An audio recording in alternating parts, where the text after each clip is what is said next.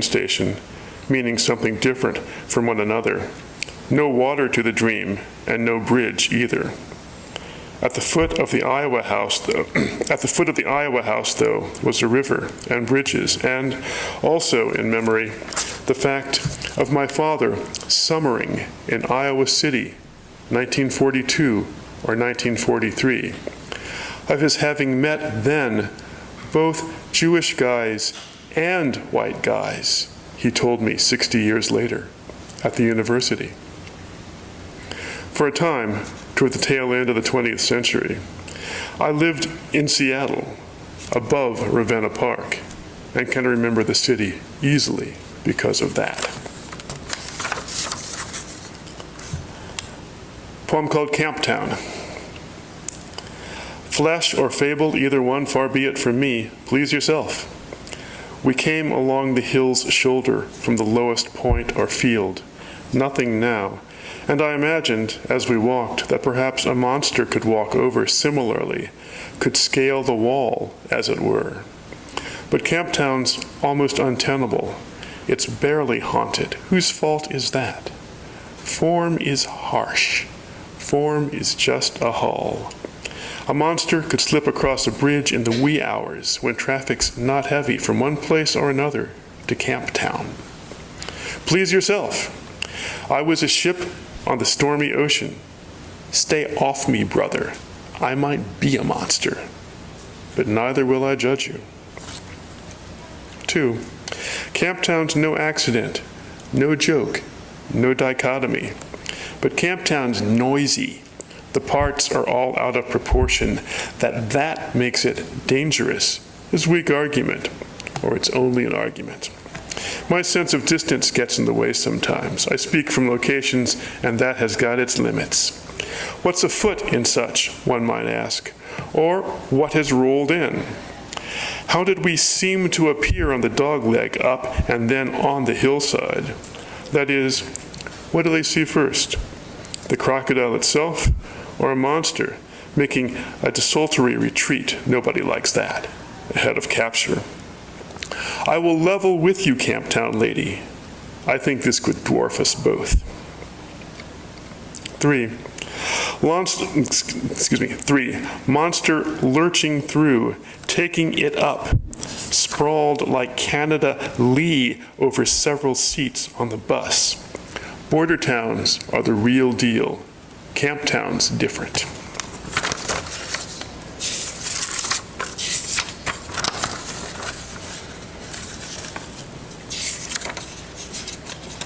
And let me find it. I'm at work on in that same series of poems, the plantation songs. I'm at work on a poem vaguely about Pennsylvania called Negro Mountain. Negro Mountain is a 30-mile long ridge of the Allegheny Mountains extending from Deep Creek Lake in Maryland north to the Castleman River in Pennsylvania. The summit of Negro Mountain is the highest point in Pennsylvania. That's 3,213 feet.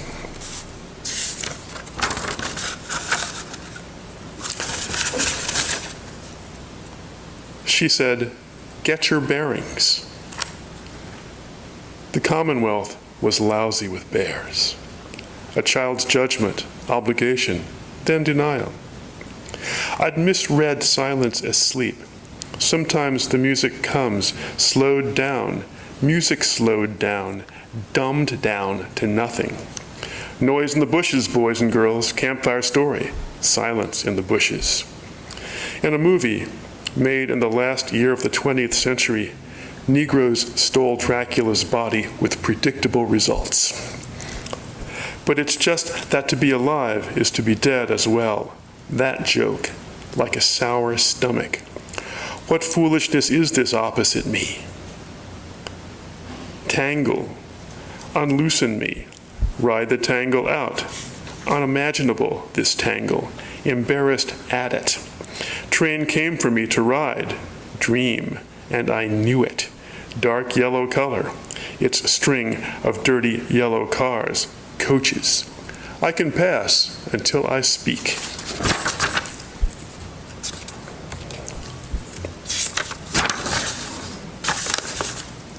She said long ago that people would be jealous and try to thwart us.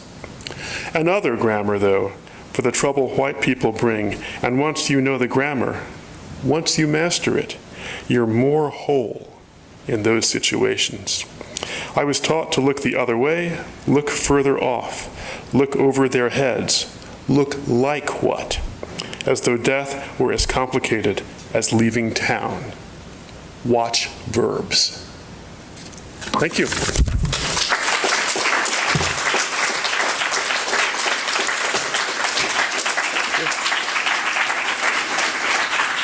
Linda Ginian.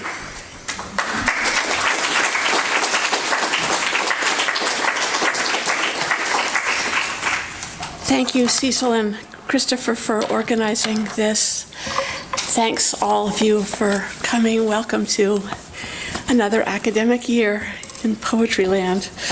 I'm going to start by reading a poem by the Russian poet Arkady Dragomoshenko, who died a year ago today in now St. Petersburg, Russia. It's called 6 Hours to Waking If You Don't Sleep.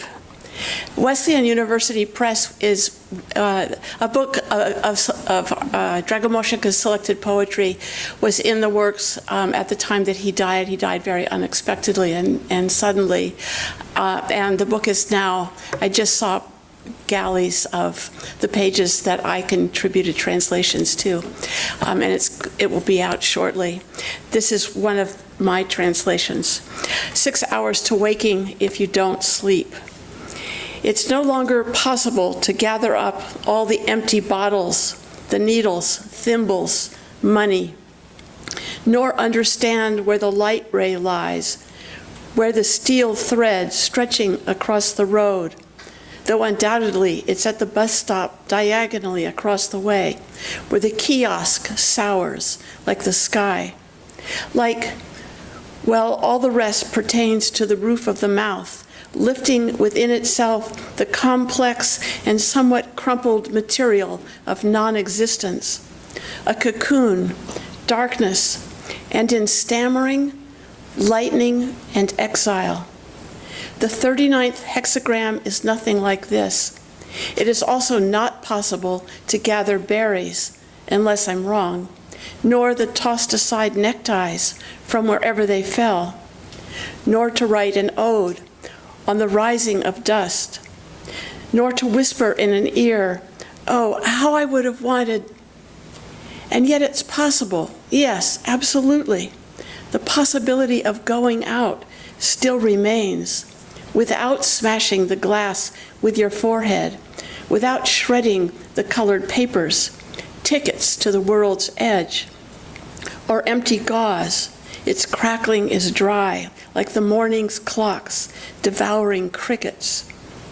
Like the Tibetan windmills of hope, these white millstones are gentle, or rather restrained, but immeasurably lacking in water. The stirring of the wind brings no joy.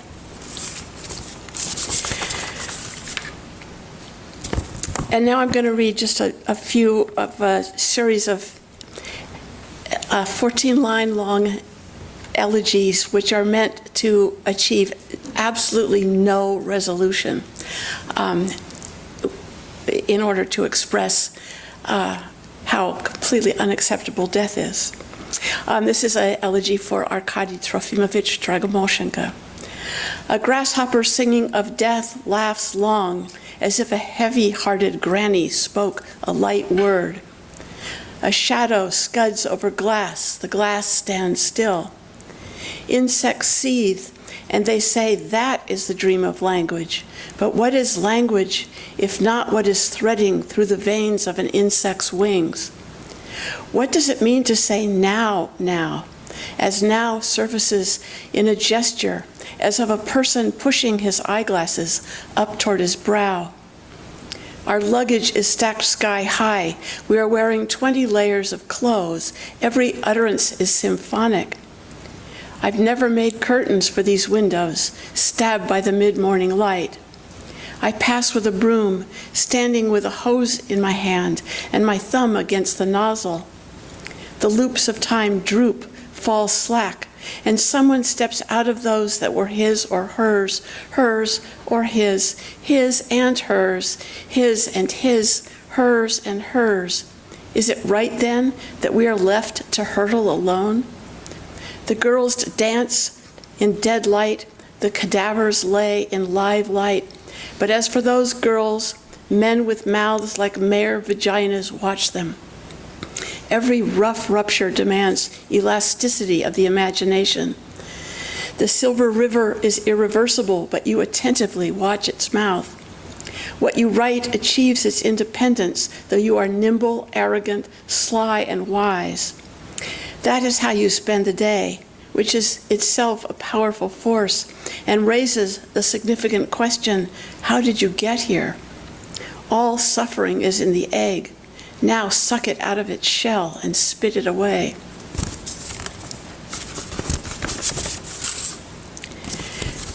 During the later years of my war, During the later years of my war, you were a middle soldier in